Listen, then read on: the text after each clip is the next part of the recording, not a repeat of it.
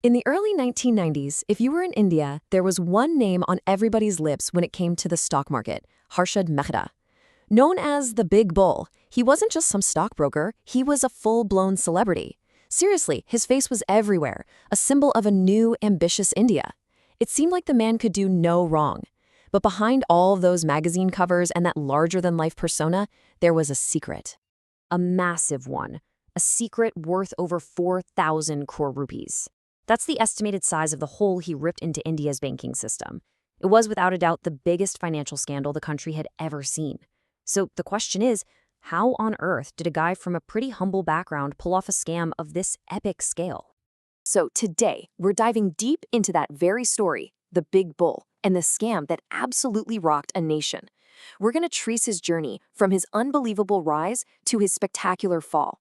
And we'll break down the ingenious and totally illegal methods he used to make the market his personal playground. To really get a handle on the man, we've got to go back, way back. Long before the fancy penthouses and the fleet of luxury cars, Harshad Mehta was just another young guy in a massive city trying to make his name. I mean, just look at this timeline. It really shows you the sheer speed of his ambition. He arrives in Mumbai in '73, just another face in the crowd. Within 9 years, he goes from a simple clerk's job to co-founding his own broking firm. Talk about driven, right? The Bombay Stock Exchange was the perfect arena for a guy like that. So once he got into the market, Harshad figured out pretty quickly that playing by the old, stuffy rules just wasn't for him. Nope. He decided to write his own playbook, using strategies that were aggressive, innovative, and often pushed right up against the boundaries of what was legal. And this was his two-pronged attack. On one hand, you've got insider trading, getting crucial info before anyone else. And you won't believe this, but back then, that was actually legal. Crazy, right? On the other hand, he was mastering what's called a pump and dump scheme. He'd find a stock nobody cared about, pour money into it to artificially jack up the price, that's the pump, and then, once everyone else jumped in, he'd sell everything for a huge profit, the dump. But look, his rise wasn't just a straight shot to the top. Not at all. An early market crash, known as Black Thursday, nearly wiped him out completely. He lost a fortune, and get this, he even had to mortgage his wife's jewelry just to pay off his debts. But did that stop him? No way. If anything, it just lit a fire under him, made him even more aggressive. And boy, did he bounce back with his firm Grow More. He just had this knack for spotting undervalued stocks that were about to explode. His clients were making an absolute killing, and soon enough, people were literally lining up to give him their money. He even went head-to-head with these powerful brokers called bear cartels, guys who bet on stocks going down, and he won, which just made his legend even bigger. But being a star broker wasn't the end game for Harshad. He wanted to be a real player, a titan. And to do that, you need capital. We're talking hundreds and hundreds of crores. And he figured out a way to get it. Not from investors, no, but from the very heart of the financial system itself, the banks. Okay, so this is the crucial question, right? Where did all this cash come from? It wasn't just his brokerage profits. The answer lies in this brilliant, clever exploitation of a little-known and honestly a deeply flawed part of the banking system. The key to the whole thing was this instrument, the bank receipts, or BR. Just think of it like an IOU between banks. When one bank loaned money to another for a short time, like 15 days, they'd issue a BR as collateral instead of physically moving government bonds around. It was supposed to be a convenience, but for Harshad, it was an opportunity, a huge one.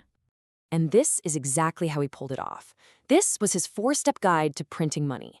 First, he'd get funds from a bank for some transaction. Second, instead of doing that, he'd illegally divert all that money into the stock market for a couple of weeks. But the real masterstroke was step 3.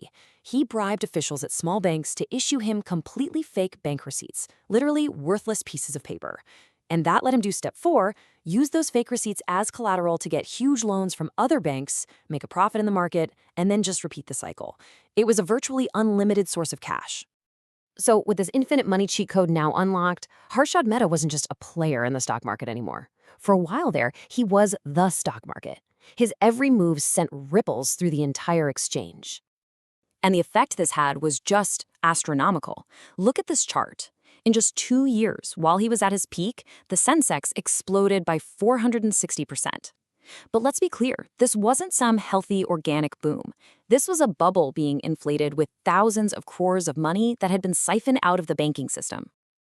And Harshad, well, he lived like an absolute king. He bought a massive penthouse with a sea view, a fleet of 29 luxury cars, including India's very first Lexus, and he became a total media darling. He was celebrated as this financial genius, even praised for being the country's highest income taxpayer, a title he earned using money that wasn't even his. But here's the thing about a system built on fake receipts and phantom money: it can't last forever. A house of cards, no matter how tall, is still a house of cards. And as Harshad's ego grew, the cracks in his empire started to show, and the entire thing was about to come crashing down with incredible force. And when the fall came, it came fast. It started with the RBI getting a tip and tightening the rules. Then Harshad got stuck. He couldn't cover a 500 crore rupee hole in the State Bank of India's books. The bank started putting the screws on him, but before he could fix it, a journalist named Sachita Dalal got the story. Her front-page expose just blew the lid off the entire operation, and just a few weeks after that, Harshad Mehta was arrested. Harshad Mehta actually died in police custody in 2001, and he left behind a legacy that is, to this day, fiercely debated. Was he a simple criminal, or was the story way more complicated than that? And this is the central debate, really. On one side, you have the scamster view that he was a master manipulator who built this whole empire on lies, and when it crashed, it took the savings of countless ordinary investors down with it. But then you have the scapegoat view. His family and supporters claim he was unfairly targeted for exploiting loopholes that everybody knew about, that he was just made the villain to cover up massive failures within the banks and the regulators themselves. Which brings us to this final, lingering question. Was Harshad Mehta a unique financial predator who broke a perfectly good system? Or was he simply the one who got caught in a system that was already broken and already full of them? The answer to that, well, that might just be the most important takeaway from his entire story.